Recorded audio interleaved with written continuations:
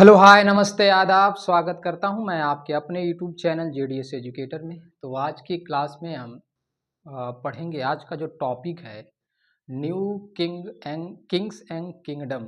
ठीक है, यानी कि हमने पीछे वाली जो क्लास किया था उसमें हमने पढ़ा था मौर्य अम्पायर। ठीक है, तो अशोक हमने पढ़ा था कि अशोक ने बहुत अच्छे तरीके से शासन किया। ठीक है, उसके बाद अशोक के बाद और भी जो राजा आएंगे लेकिन उतना ताकतवर नहीं रहेंगे।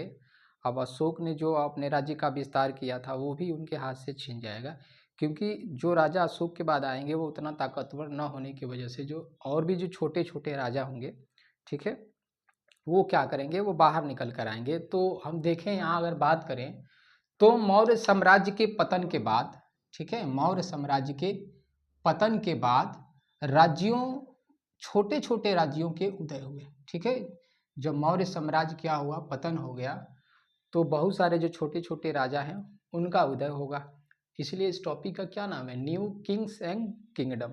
ठीक, तो हम देखेंगे इसमें कि मौर्य वंश का जो अंतिम शासक था वो कौन था, बृहद्रथ था। ठीक है, मौर्य वंश का जो अंतिम शासक था वो कौन था, बृहद्रथ था। अब इसके ही सेनापति, इसका सेनापति कौन था, पुष्यमित्र शुंग था। ठीक है, पुष्यमित्र शुंग ने, शून्य के द्वारा इसको हराया गया और शुंग वंश की स्थापना हुई। यानी शुंग वंश ने मौर्य डायनेस्टी को क्या किया, रिप्लेस कर दिया।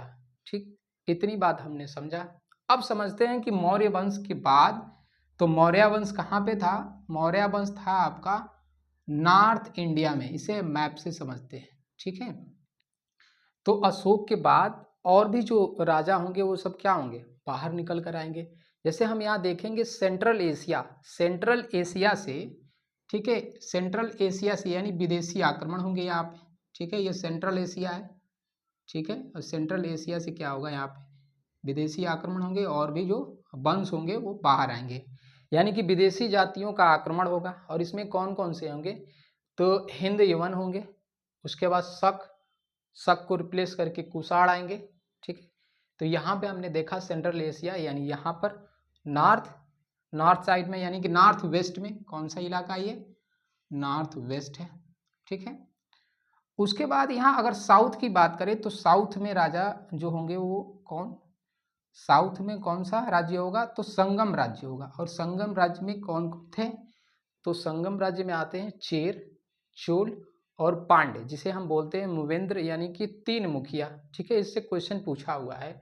उसके बाद यहीं अगर बात करें महाराष्ट्र और आंध्र प्रदेश के इलाके में, ये महाराष्ट्र और आंध्र वाला इलाका, तो यहाँ पे कौन से शासक आएंगे, कौन कौन सा वंश आएगा, तो 21 वर्ष पहले यहाँ पे कौन आएंगे, शतवाहन वंश। इनको रिप्लेस करके कौन आएंगे, वाकटक वंश। कब की बात है, लगभग 1700 वर्ष पहले।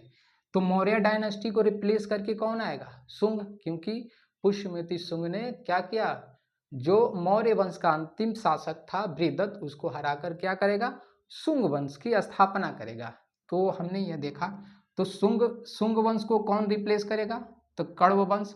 और कण्व वंश को कौन रिप्लेस करेगा, तो गुप्त वंश। यानी कि अगर यहाँ देखें हम तो 2100 वर्ष पूर्व, यानी कि 100 BC में, और यहाँ क्या हो रहा है टाइम 1700। ठीक है, 1700 साल वर्ष पहले।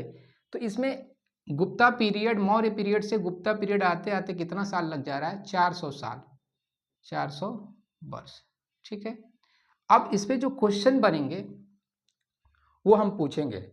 ठीक है, जैसे हम यहाँ बात करें कि गुप्ता पीरियड के समकालीन और कौन से शासक थे, कौन सा वंश था, तो देखिए यहाँ पे गुप्त वंश लगभग 1700 साल पहले, और यहीं कौन है, वाकटक वंश लगभग 1700 साल पहले, यानी दोनों ये क्या है, समकालीन वंश है। ठीक है, तो जब छोटे छोटे राजा उभर कर आएंगे तो आपस में लड़ेंगे भी। ठीक है, तो इससे जो क्वेश्चंस बनेंगे तो देखेंगे हम, तो मौर्य को रिप्लेस कौन किया, शुंग वंश। तो देखते हैं यहाँ पे मौर्य वंश के पतन के पश्चात शुंग वंश की स्थापना हुई। ठीक है, यानी मौर्य वंश के पतन के पश्चात शुंग वंश की स्थापना हुई। अब शुंग वंश का फाउंडर कौन था, तो पुष्यमित्र शुंग था, जिसने बृहद्रथ की हत्या करी थी। बृहद्रथ का क्या था, ये सेनापति था। अब ऐसा ही पता चल पा रहा है कि मौर्य अंपायर में जो बृहद्रथ था, तो सेनापति जो इसका सेनापति था बृहद्रथ का, इसकी हत्या कर देता है। तो इससे पता चल रहा है कि जो इसका सेनापति था वो क्या था, अपने राजा से क्या था भाई, ज्यादा ताकतवर था। तो वहीं पे देखा जा रहा है कि मौर्य डायनेस्टी क्या हो रही है, यहाँ पर धीरे धीरे कमजोर हुई। उसके बाद से बहुत सारे छोटे छोटे राजा आएंगे, ठीक है। तो शुंग वंश की स्थापना कौन करेगा, पुष्यमित्र शुंग करेगा। शुंग वंश के बाद, शुंग वंश को कौन रिप्लेस करेगा, तो शुंग वंश के बाद कंड वंश, ठीक है, कण्व वंश का शासन स्थापित हुआ। यानी शुंग वंश के बाद कौन आएंगे, कण्व वंश आएंगे। तथा लगभग 1700 साल पूर्व इस क्षेत्र में गुप्त वंश का शासन स्थापित होगा। यहाँ आप समझ सकते हैं कि शुंग वंश के बाद कण्व वंश और कण्व वंश के बाद कौन आएगा, गुप्त वंश, लगभग 1700 साल पहले, यानी कि 300 AD। ठीक, अब आगे समझते हैं कि मौर्य वंश के पतन के बाद जो उत्तरी पश्चिमी में, जो उत्तर पश्चिम क्षेत्र में, ठीक है, इसके पतन के बाद उत्तर पश्चिम क्षेत्र यानी कि सेंट्रल एशिया से क्या होंगे, सेंट्रल एशिया से कुछ विदेशी जातियों का आक्रमण होगा। हमने अभी वहां समझा, ठीक है, कि मौर्य डायनेस्टी के पतन के बाद क्या होगा, सेंट्रल एशिया से विदेशी जातियां होंगी, उनका आक्रमण होगा। जिसमें कौन कौन से थे, तो हिंद युवन थे, शक थे और कुषाण थे। तो यही बात यहाँ पर है कि मौर्य वंश के पतन के बाद उत्तरी दक्षिणी क्षेत्र में मध्य एशिया से कुछ विदेशी जातियों का आक्रमण हुआ। और इनके क्रम पूछता है, ये कौन कौन थे, तो हिंद युवन यानी इंडो ग्रीक, शक, पहलव, ये आपके एनसीईआरटी में नहीं दिया है, ठीक है, पहलव, उसके बाद से कुषाण। ठीक, इतनी बात हमने समझा। फिर आगे देखते हैं कि शकों की एक शाखा पश्चिम भारत, यानी शक लोग कहाँ पे आ रहे हैं, शक लोग यहाँ नॉर्थ वेस्ट में, और उसके बाद से यहाँ गुजरात है। तो शकों की एक शाखा क्या होगी, यहाँ पर रिप्लेस होगी। ठीक, तो शकों की एक शाखा पश्चिम भारत यानी गुजरात में जाकर बस जाएंगे और वहाँ उनका संघर्ष सतवाहन वंश से होगा। सतवाहन वंश कहाँ था, तो सतवाहन वंश आप देख सकते हैं, सतवाहन वंश महाराष्ट्र और आंध्र के इलाके में, कहाँ पे है सतवाहन का लोकेशन, तो महाराष्ट्र और आंध्र के इलाके में। ठीक है, फिर आगे समझते हैं शकों का अंतिम राजा, ठीक है, शकों का अंतिम रूप से गुप्त वंश द्वारा समाप्त कर दिया जाएगा। यानी शकों को कौन रिप्लेस करेगा, शकों को कौन रिप्लेस करेगा, गुप्त वंश। ठीक है, यानी शकों को अंतिम रूप से गुप्त वंश द्वारा क्या कर दिया जाएगा, समाप्त कर दिया जाएगा। ठीक, तो इससे बहुत सारे क्वेश्चन बनेंगे।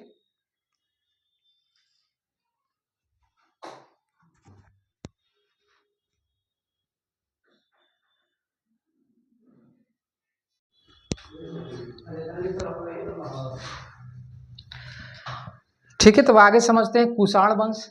कुषाण वंश देखते हैं। ठीक है, लगभग 200 वर्ष पूर्व कुषाण वंश का शासन भारत के उत्तरी पश्चिमी भाग में हुआ। ठीक है, हमने पढ़ा कि भारत के इस हिस्से से क्या है, विदेशी आक्रमण हुआ, उसी में क्या है, कुषाण आए। ठीक है, कुषाण आए, उसमें पहले कौन आए, हिंदू यवन आए, उसके बाद से शक आए, शक के बाद कौन आए, कुषाण आए।